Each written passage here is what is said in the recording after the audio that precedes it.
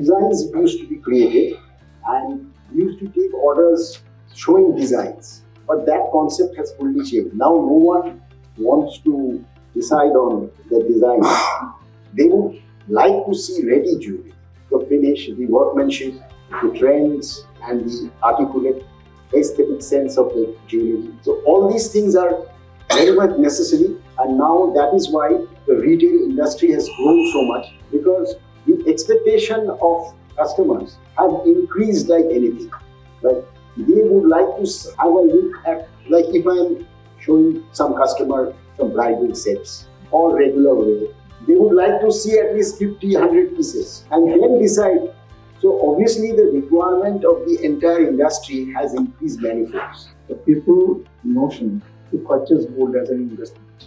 And diamond jewelry population was not too much popular before. At present, people still think that it is cheaper than gold ornaments.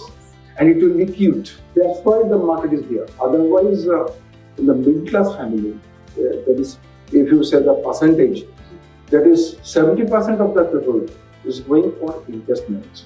That is, today I will invest 1 lakh. One after year, I can have 2 lakhs. This expectation is there. Where environment friendly is coming, and there is more significance in our industry for ethically sourcing. Like we talk about the blood diamond, or now we have this responsible jewelry council. So where they have such high standard of norms to cover whether the materials being used are ethically sourced. And apart from that, we have World Gold Council. So again, they are doing the same thing. Even when we talk about the government, they are referring to the Prevention of Money Laundering Act, which has put our jewelry industry in a restricted items list. Then again, there is Natural Diamond Council, which you said about the lab grown. So they are ensuring that even the general people are aware of the differences. And then we again have BIS.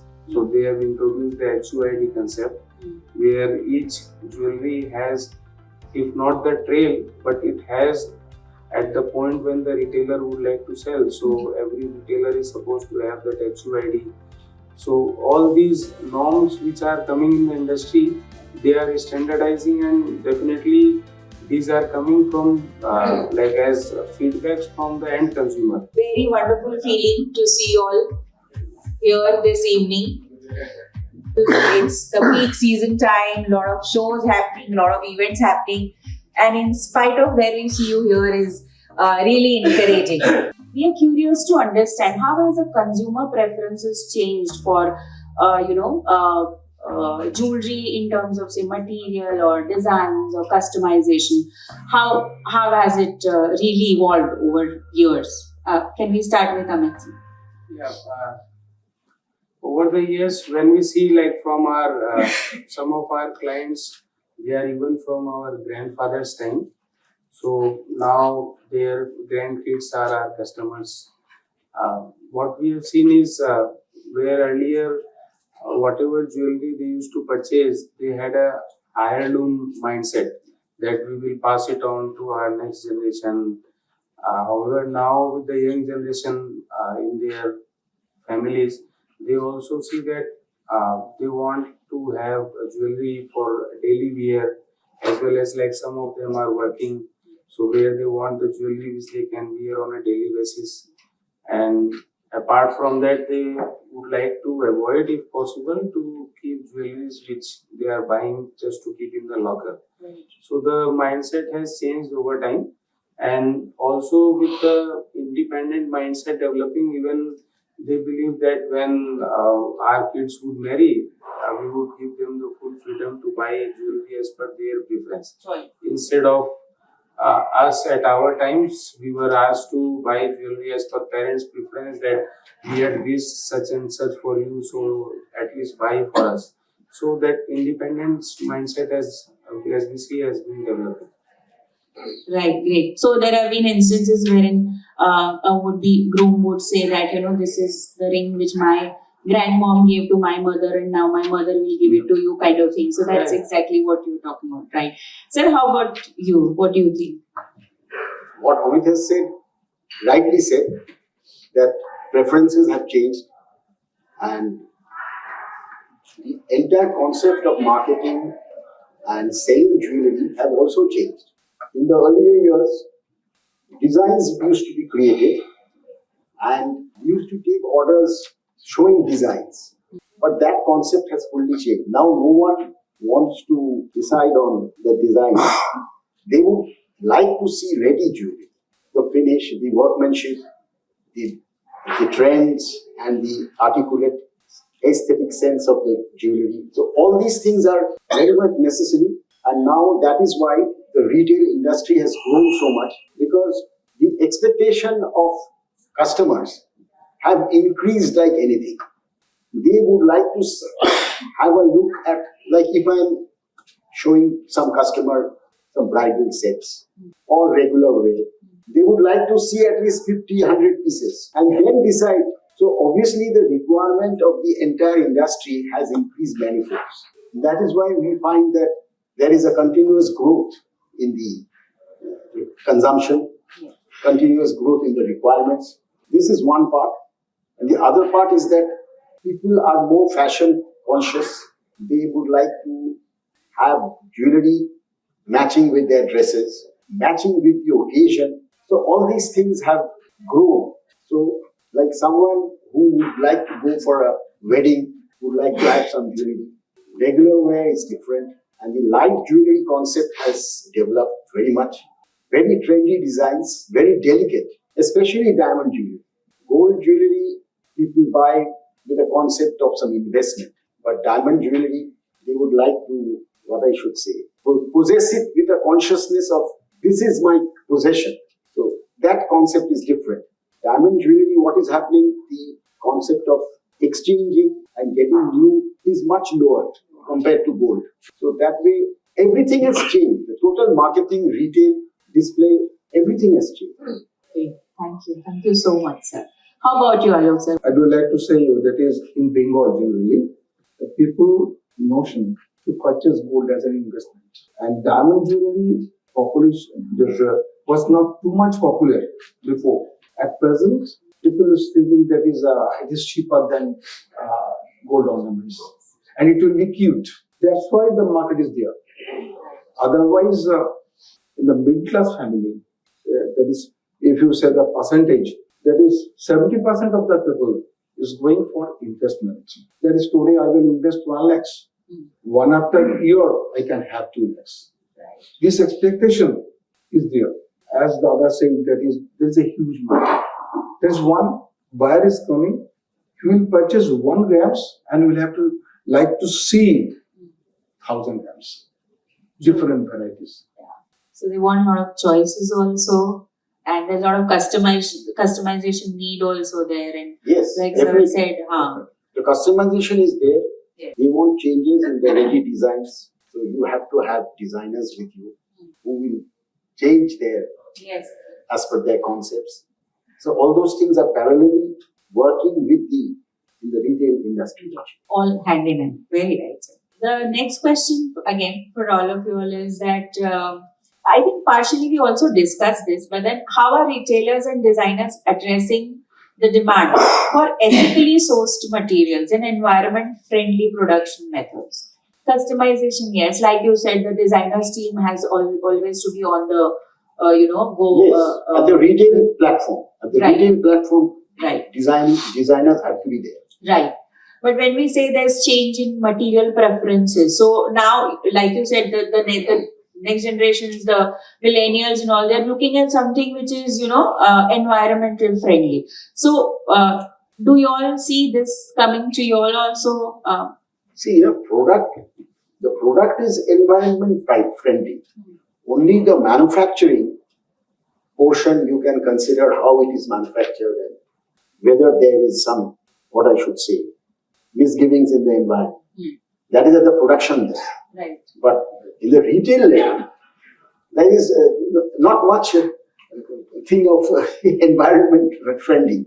True. I think there is a bigger debate here under this. When we say environmental friendly, there could be a debate between the natural diamonds and the laboratory grown ones. That's probably also a topic of discussion which is really talked about across. So maybe that's one of the parts where we say, okay, this is environmental friendly, which is where the millennials' preferences or the buyers, the new consumers' preferences may be different from the earlier generations.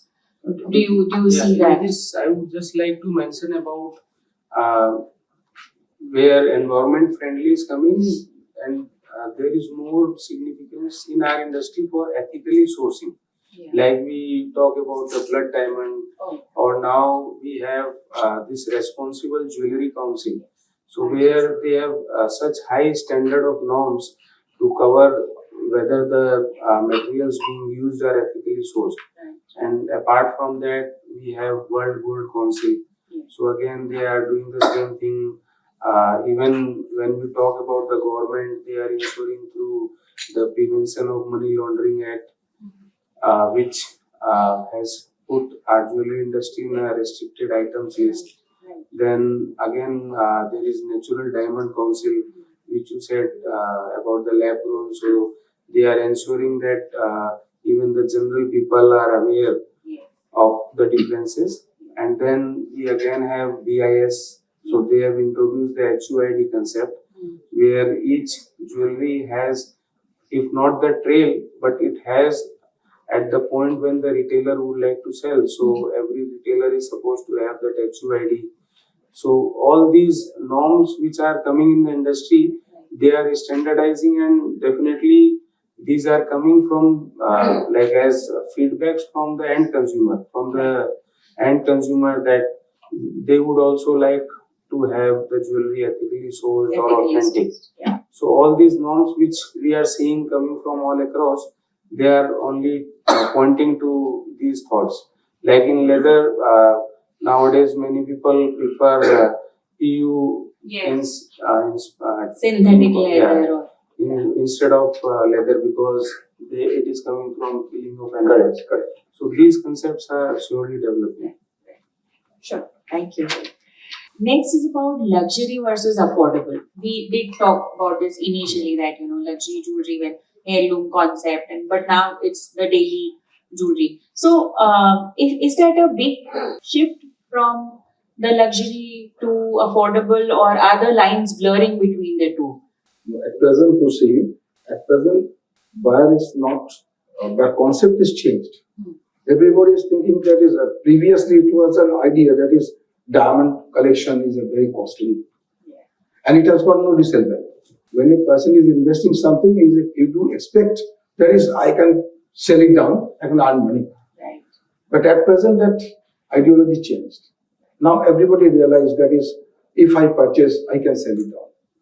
Because different companies also giving the offer, that is after 20% or 30% reduction, we can take back. You take back, yeah. And it is also for the retailer, it is a good thing, that is, they are also provoking the customers, that is, you purchase, you may get the money. Not only that, like with the concept of certification, which has become very popular, like now diamond jewelry, you have to sell with certificates. Yeah. So that certification with GIA is also a part of it. Yeah. With the Rappaport rates being declared every fortnight. Yeah. Like people have an idea of the pricing. Correct. People have an idea of quality. So all these things have become much more transparent. True. So obviously the confidence in diamond jewelry has increased. Previously people were not aware. They were just buying because they were liking it. Right. But at the time of selling, they were not aware what should be the price and how the whole transaction is to be done. So this certification has definitely helped the industry to sell, at the same time buyers to get the confidence to buy. Yeah, there's a lot of consumer awareness and education also being done by a lot of maybe retailers, at their end also, to educate their consumers that what is it that. So it's more about the transparency, a lot of information to make a very well-informed decision. So that also is helping them. Yes. And you rightly put it, sir. Maybe earlier they weren't aware, but now what really seemed like a luxury then probably is coming to this category of affordable for or more people. So yeah, wonderful. The next is about collaborations and influencers marketing. So we see a rise in collaborations between jewelry brands and influencers and celebrities. How do you think these partnerships work and help the businesses? We are in the world of like technology, and thanks to COVID, so post COVID, everyone is on mobile, Social so they are media, doing yeah. Facebook, Instagram, and that's how this concept of influencer has developed. And apart from that collaboration, it was even there prior to COVID also, because like jewelers collaborating with fashion designers. Right. So that always helps, and that complement each other. Even like many retailers, they have tie up with wedding planners or Yes. wedding venues, so they interconnect with each other. So collaboration definitely helps this industry, because jewelry as such is not a necessity product. Right. So it's a luxury product. So any type of collaboration, it definitely helps. Even when we say X jewelry is designed by X designer, so even the jeweler is the same, but with the designer tag, then that jewelry becomes more It can be priced at attractive. premium also, Yes. yeah, more attractive, So- and then it's attractive. And influencers are also justifying the promotion of jewelry, because many people, even they don't know that influencers are also providing like paid service. So Yeah. they just like certain person, and if that person is promoting certain brand, then their followers just see it Follow and the then, influencer and make that decision. See, actually, lot of brands, they are promoting their jewelry through celebrities. Hmm. So, and the celebrities have following. Yes. So definitely, you will find platinum jewelry being promoted by Mahendra Singh Dhoni. Hmm. So everyone is just attracted. Yeah. So that marketing also has also changed in that sense, with help of influencers Hmm. who establish the market. That is the marketing policy. Advertisement is a part of business. Yes, very true. So social media marketing and more so post-COVID is when it is really picked up. yes. But that also brings me to another question, that apart from this, do you see a lot of technology involvement in the way now you do businesses? Is it that you employ a lot of technology, so like e-commerce, or it can be other things when it comes to say the 3D printing of the jewelry, can be a lot of things, these things. So do you think you employ a lot of this technology? Actually, see, what is happening, these concepts are there, people are using this, but it has not yet become very popular. E-commerce is there, that is different. But for the other ones, like, people would like to have a feel of the product. So with the technology, they can just visualize some concepts. Yeah. But finally, from that, how the product will be exactly looking, it is very difficult to gauge. So definitely, those help in getting consumers choose their requirement, but the product also is necessary. So I would also like to add here with Subir sir that technology, like say as you said, the 3D printing. So when as the gold price has gone so high, so customers like keep on asking lightweight jewelry. Yeah. So with that add of technology, then there is a production of lightweight jewelry. Then you have like say deposit schemes are there. So there also the application of software has made it really easy. So even for deposit schemes, the retailer is giving similar bank passbook like facility. Wow. So and now with the advent of AI, especially these corporate retailers with 100, 300 stores, they are doing a lot of analysis with their customer data. Yes. So that is also coming to play, and technology is also helping in, as you said, the influencer marketing or digital marketing. So Google reviews, even jewelers में भी Google reviews जो है count करने लगा दिए. So right, and we are getting in the flow of all this, right? Thank you. And the next question is, how do you think are global and cultural influences shaping the jewelry design and retail strategies? I'm sure they do, because there is a specific type of jewelry that really is very, is what is preferred here, saying the East India part, or there'll be very different one when it comes to North India. But do you think that is really also shaping the strategies, the retail strategies, in terms of your marketing or? No, you see, one problem is there. Suppose gold rate, it is universal. There is a market for everybody. So when a person is coming for buying the diamond jewelry, he is thinking there is no open market, only the brand. You will have to trust on brand, and the seller will also depend on the brand. And a few years ago, a lot of bad things happened. So at present, trustation on brand is not true. So traditionally, it's a traditional business. 3 generations, 4 generations. So there, people is trusting on the shopkeeper. Right. You purchase if you want, you can give to me, and I will give you back money. Okay? So it needs actually your certification, GIA certification. Not only GIA, local, all other companies also there, site holder. Right. They are not up to the mark. So what we need, not only for marketing, we are supposed to satisfy the customers with the proper things. Customers should trust. But one problem is there. Whenever, if we just send one diamond before you are sending to the Mumbai, Correct. it will come. It takes a lot of time. So customer will stand for that. You will have to trust on certificate. It's a problem. So for having the good market, we need good communication and awareness through like your concern. Right. Not only GIA, all the concern, and that should be trusted. And rates should be proper. Am I correct? Right. So, yeah. So you were also inquiring about this regional, whether the jewelry is changing as per the region.